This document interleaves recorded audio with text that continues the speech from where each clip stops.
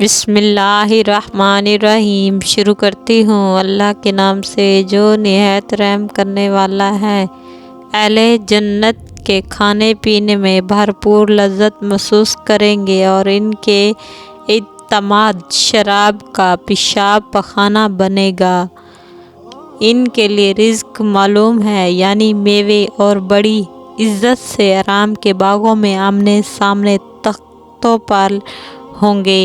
سورۃ طور میں فرمایا گیا ہے اور اس کا ترجمہ لوگ باغوں میں عیش کے سامانوں میں ہوں گے۔ ان کا پروردگار جو کچھ ان کو عنایت فرمائے گا اس سے خوش ہوں گے اور ان کا رب ان کو عذاب دوزخ سے محفوظ رکھے گا۔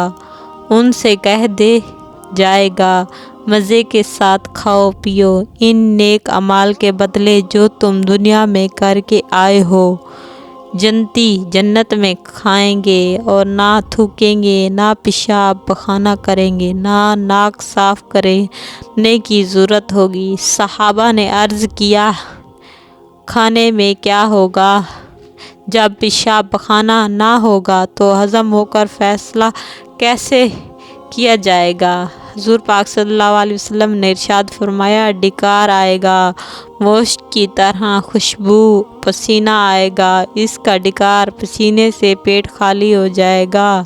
یعنی جس طرح دنیا میں سانس لینے کے لیے تم کوئی نہ کوئی تکلیف میں ہوتے ہو، نہ سانس لینے کا ارادہ کرنا پڑتا ہے، جیسے کہ سانس وغیرہ نہیں آتی تو کسی کاموں میں مصروف ہونے کا ارادہ ہوتا ہے، کہیں سے ہماری طبیعت ٹھیک ہو جائے۔ جنت میں اس طرح بالکل نہیں ہے۔ جنت کی زندگی کا ذریعہ تسبیح اللہ اور الہی کو بنا دیا گیا ہے۔ جس طرح دنیا میں سانس لے کر جیتے ہیں، اسی طرح وہاں خدا کی تسبیح سے زندہ رہیں گے۔ اس کی وجہ سے یہ ہے کہ جنتی حضرات اللہ تعالیٰ کے مغفرت سے نور ہو جائیں گے، اس کی محبت سے بھرپور ہوں گے۔ یہ محبت یاد محبوب کا ایسا نشہ پلایا جائے گا، احتیاطی مصروف ذکر ہوگا۔ وَمِنْ عَشَاءِ ذِکْرَ بخاری شریف کی ایک روایت ہے جو پہلے گزر چکی ہے۔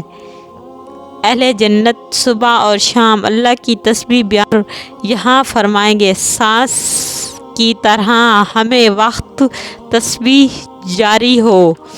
یوں ہی اگر کوئی بالآخر تسبیح بھی جاری کرے لیکن خود اپنے احتیاط سے بھی صبح اور شام ذکر میں مصروف رہے تاکہ تسبیح اختیار کی لذت سے محروم نہ رکھے، اگرچہ وہاں عبادت اور ذکر اطاعت کے مخاطب ہوں، مگر اس کی شرافیت طبیعت اور وصیت ابتدائی گوارا نہ ہونے دے گی۔ اپنے محبوب اور منعم اور محسن کی یاد کے لیے جو باقاعدہ اختیار وقت نہ نکالے، جہاں صبح شام اللہ تعالیٰ کا ذکر کرے، استغفر اللہ استعمال فرمائے، جس کا قافلہ یا الہی جنت ہے، اور جہاں بلا اختیار سانس کی طرح تسبیح کا ذکر ہے۔